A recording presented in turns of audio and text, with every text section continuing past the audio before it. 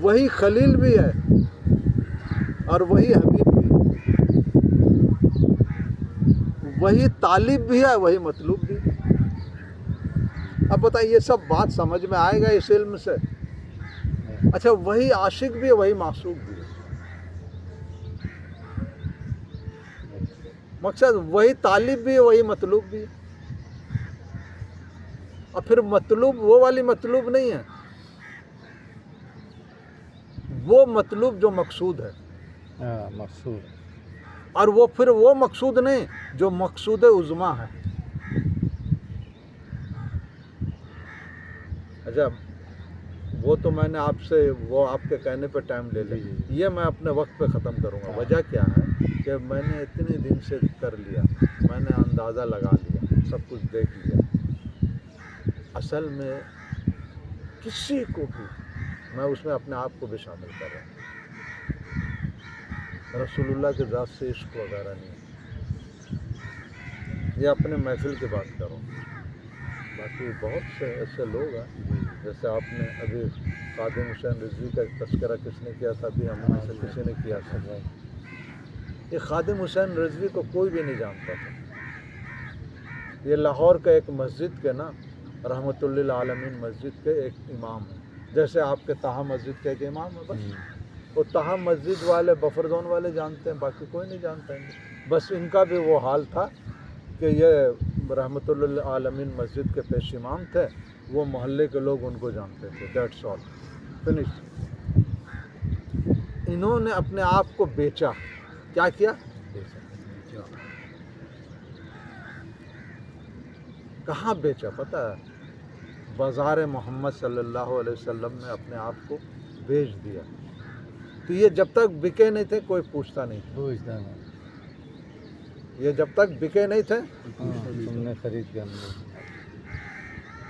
اب جب انہوں نے اپنے آپ کو پیش کر دیا نا، وہ نسبت رسول سے اپنے آپ کو جوڑ کر اور عشق کے وادی میں قدم جب رکھا تو اللہ نے ان کو انمول کر دیا۔ کس نے انمول کیا؟ دیکھو کرنے والی ذات اللہ کی ہے، کرنے والی بات۔ اس میں کوئی دو رائے نہیں۔ اول درجہ اللہ کے رسول نے کہا کہ ہر چیز میں اگر آپ اللہ کو نہیں رکھو گے تو میں آپ سے راضی نہیں۔ یہ سارے مسنون دعا کو آپ پڑھ لو گے، رسول اللہ نے جتنی دعائیں آپ کو سکھائی ہے نمبر 1 پہ اللہ کو رکھا۔ چاہے آپ مسجد سے داخل ہوں، مسجد سے نکلیں، واش روم میں جائیں، واش روم سے نکلیں، بازار میں جائیں، یہ دودھ پئیں، کپڑا پہنیں، حج کرنے جائیں، نماز پڑھنے جائیں، یہ تمام چیزوں میں اللہ کے رسول نے پہلا لفظ لایا ہے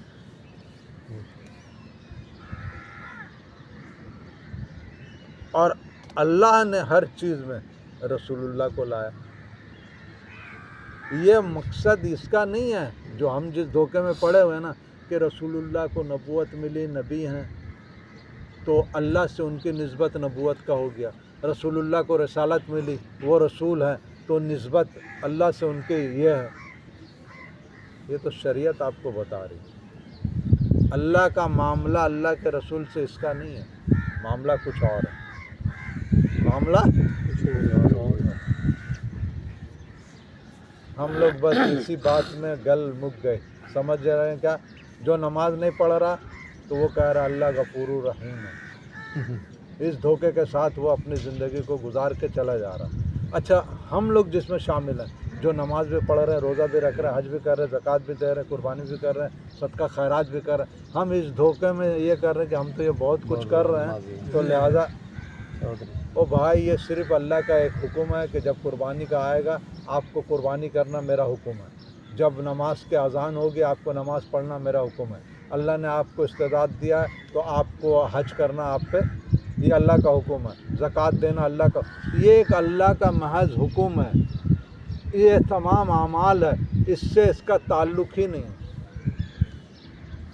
اس سے اس کا کوئی تعلق نہیں ہے کہ اس اعمال کے بدولت آپ جنت میں داخل ہو جائیں گے، اس کا کوئی تعلق نہیں۔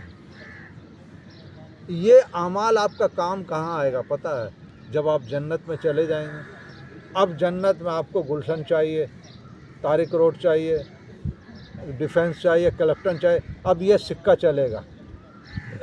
یہ سکہ کہاں چلے گا؟ وہاں. لیکن وہاں داخل ہونے کے لیے معاملہ کچھ اور ہے. یہ نماز, روزہ, حج, زکوٰۃ اور صدقہ خیرات اور فلاں اور مسجد بنانا, مدرسہ بنانا اور دین کی تبلیغ کرنا, جہاد کرنا, فلاں کرنا, اس سے جنت میں داخل ہونے کا کوئی تعلق نہیں. یہ اعمال ہیں. اعمال کا سکہ جنت میں داخل ہونے کے بعد چلے گا. جس کے پاس جتنا ہوگا وہ کہا نا, ارے یہاں سے خوشبو آ رہی, اس کا عمل کیا؟